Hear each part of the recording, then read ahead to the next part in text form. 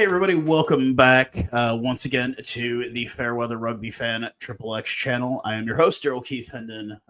Once again, I just want to thank every one of you new subscribers, breaking another 1,000 over the weekend. It was great. I really do appreciate the continued support that you give this channel. And, like I said, a unique perspective on the game of rugby union, being that I don't roll my R's, overly pronounce my T's. I pronounce the word water with a D instead of with a T. Yes, I live in America, folks. But yeah, man. So we already got through the pool stages. We are less than 48 hours for Rugby World Cup 2023 to crack off. The All Blacks and the French have both announced their lineups, as have our beloved Springboks. We will go through those again later in a couple of days when Scotland has announced the SAU 20. I mean, the Scottish side. Very excited. Looking forward to get this thing cracked off. 10:30 a.m. Sunday morning here, local time. Peacock app. If you're here in the States, come and hang out with me. I will be going live, obviously, for that one. I have to, man. I mean, come on, dude. You see the emblem here? I mean, come on, bro. You know who I represent. But we'd already gone through the pool.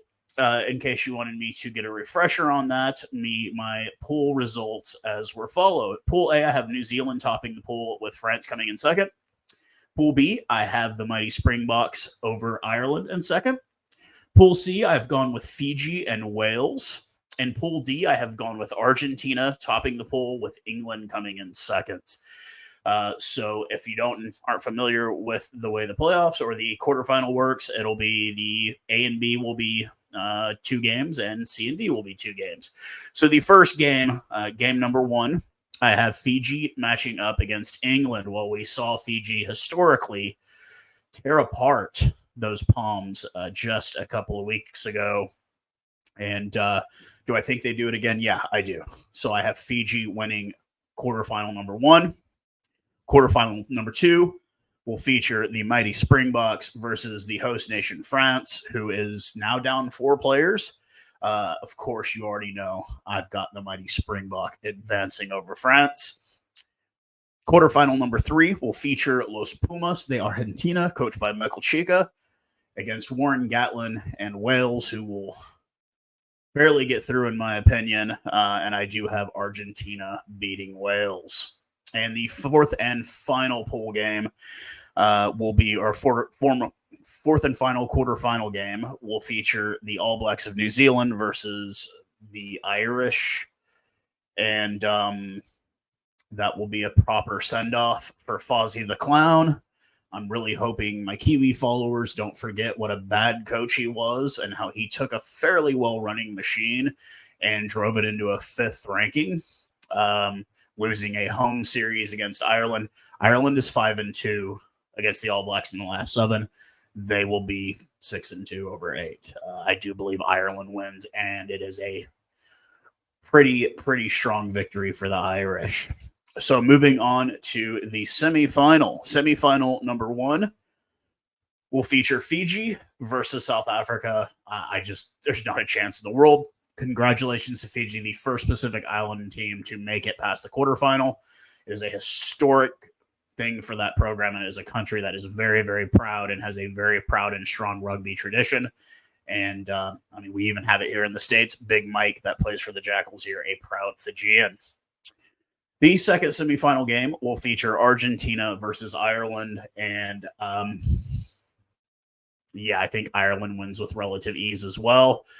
Michael Chica has done an amazing job with Los Pumas. Obviously, this isn't the end of the tournament, as they will play a consolation game against Fiji. I will get to that next, but I want to go ahead and bring up what an amazing job Michael Chica has done with that program. He took over from Mario Ledesma, who unfortunately had to go through the hell that was COVID, and I think he just couldn't recover from it. Obviously, he ended up being an assistant coach here in Dallas. I did an interview with him. You guys have seen it.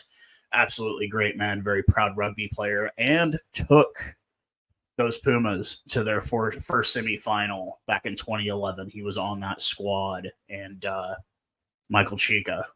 He was with Michael Chica in 2015 when they went to the final with the Wallabies. He was the scrummaging coach. He was the forwards coach with them. So it's a very strong tradition with Michael Cheika. I've never had anything against Michael Cheika. I think the problems that happen in Australia, we're starting to see it now. Dave Rennie and Eddie Jones. It's not them. It's Rugby Australia as a whole. So before we get to the final match, we will go for the consolation game. Argentina, Fiji, the farthest Fiji has ever made it in the tournament. Argentina has been here once before in 2011, and I think they will be there again. I do see them victorious over those flying Fijians. Like I said, don't take anything away from those Fijians. They're going to have beaten England twice in less than 2 months. And I think that is a program that is definitely moving in the correct direction. Now, if World Rugby doesn't screw them, that'd be great. We'll talk about that in another video sometime. Then it comes to the final. Number 1 versus number 2. That's Ireland. And that's South Africa. And if you do the math, that meant South Africa had to beat them in the pool. Do I think they can beat them again? Yes. Is this going to be a return to 2019? We all remember the score. I think it's a lot of people's passwords. I do not think this is going to be the same game. As a matter of fact, I will make a bold prediction. We will go into halftime into the sheds down by as little as 3, as much as 8 points. Ireland will be beating us in the first half. I think the first 10 to 15 minutes of the second half is going to be a tale of the tape. And then Jock and Rassi are going to be like, okay, well, we're done playing around. They're going to call in the bomb squad, and that is going to turn the tables immediately for the Springboks.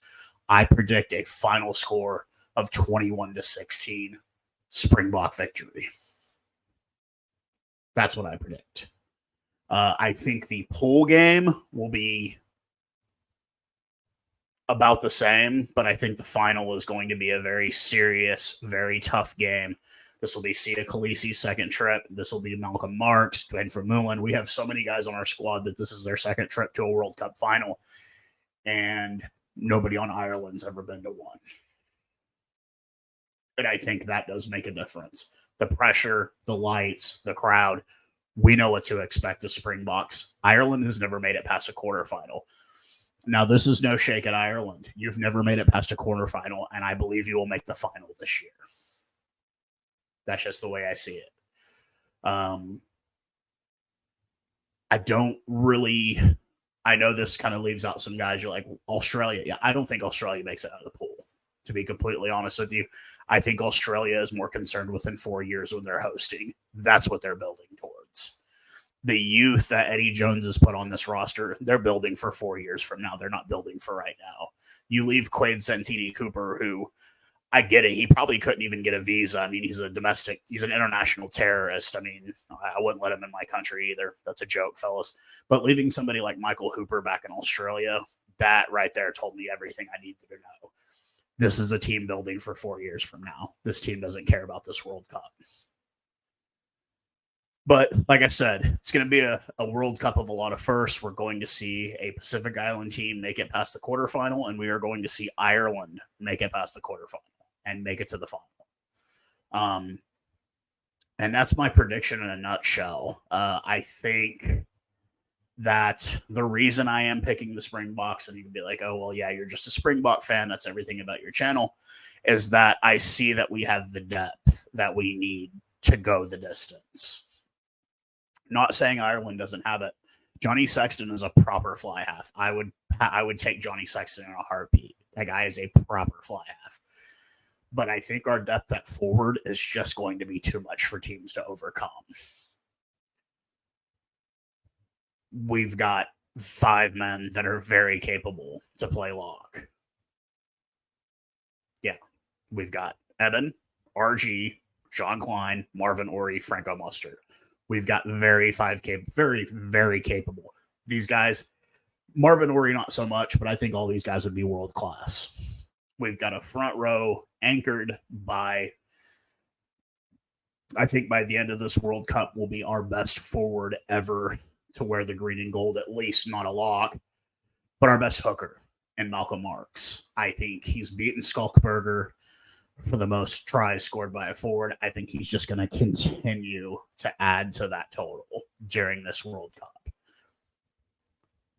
the set piece play, the scrums, the lineouts, all of that. Those are going to be the things that make the difference. And I think with our forwards playing so well, we've seen an impassioned Sia Khaleesi in the last two matches that I kind of felt like he was losing a little bit of that little bit of that luster. We've even questioned, should he even be captain?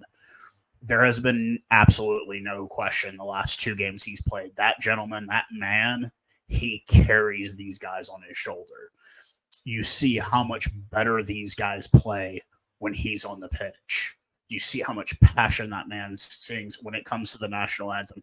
That man sings every word like he means every single word. And I agree. I think Sia Khaleesi is a great captain, and I think this just cements that.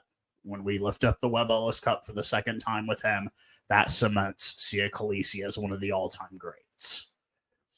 Is he one of the best loose forwards? He's one of the best flankers in the world? No, but he's the best leader.